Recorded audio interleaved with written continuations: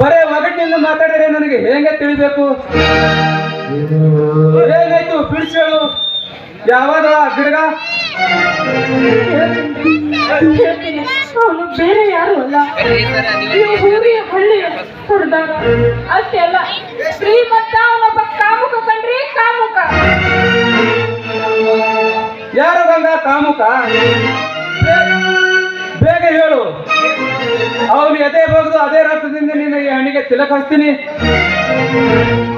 ಅವನೇ ಅಣ್ಣ, ಸೋಲಿಲ್ಲದ ಸರ್ದಾರ್ ಎಂದು ದರ್ಬಾರು ಮಾಡುತ್ತಿರುವ ದುರಹಂಕಾರಿ ಪಟೇಲ್. ಲೇ ಪಟೇಲ, ಸಾವುಕಾರರಿಂದ ಸಲುಗೆಂದು ಮಾತಾಡಿಸಿದರೆ ನಿನ್ನ ಸಕ್ಕು ಸೀಮೆ ದಾಟುತ್ತೆ ಮಗನೇ.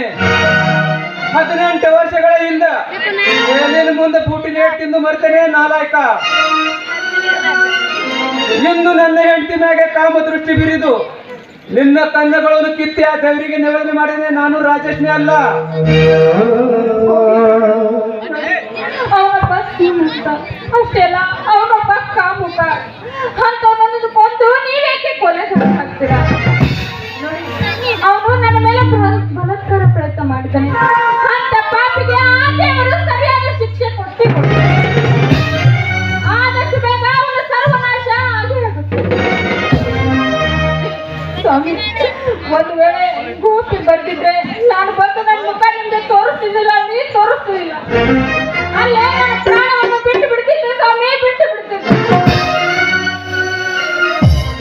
ಗೋಪಿ, ಸರಿಯಾದ ಸಮಯಕ್ಕೆ ಹೋಗಿ ನಿನ್ನ ಅತ್ತಿಗೆಗೆ ಮಾನ ಪುರಾಣ ಕಾಪಾಡಿದೆ. ನಿನ್ನನ್ನು ನನ್ನ ತಮ್ಮ ಅಂತ ಹೇಳೋಕೆ ಹೆಮ್ಮ ಅನ್ನಿಸ್ತಪಣೋ?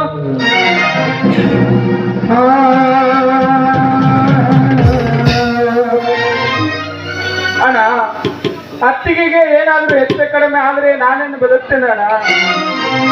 ಅದಕ್ಕಿಂತ ಮೊದಲು ಸತ್ತು ಹೋಗಿಬಿಡ್ತೀನಿ ಅಣ್ಣ, ಸತ್ತು ಹೋಗಿಬಿಡ್ತೀನಿ.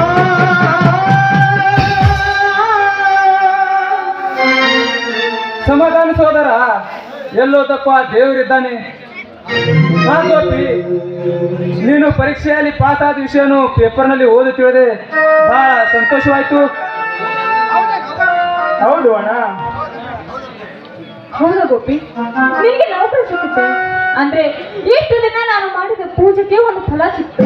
ಬಾರಪ್ಪ, ಒಳಗಡೆ ಸ್ನಾನ ಮಾಡಿ ದೇವರಿಗೆ ನಮಸ್ಕಾರ ಮಾಡುವಂತೆ ಬಾ ಒಳಗಡೆ.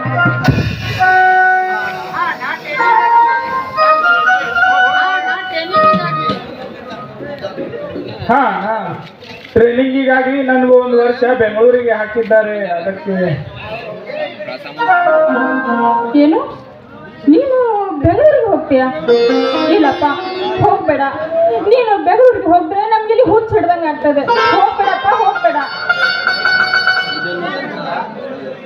ಇದೇನ ಗಂಗಾ?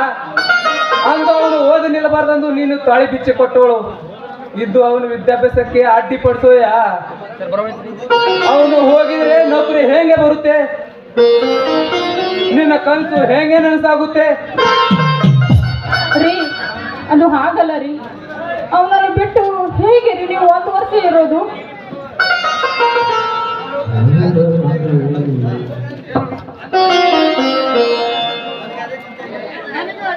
ನನಗೂ ಅದೇ ಚಿಂತೆ ಆಗಿದೆ ಅತ್ತಿಗೆ.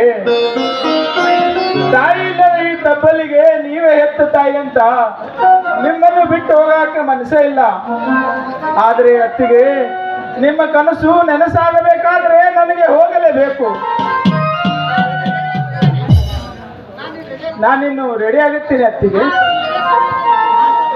ಅತ್ತಿಗೆ, ಈ ಸಮಯದಲ್ಲಿ ಒಂದು ಹಾಡನ್ನು ಹಾಡಿ ನನ್ನನ್ನು ಹರಿಸಿ ಕಳಿಸಬಾರದೆ?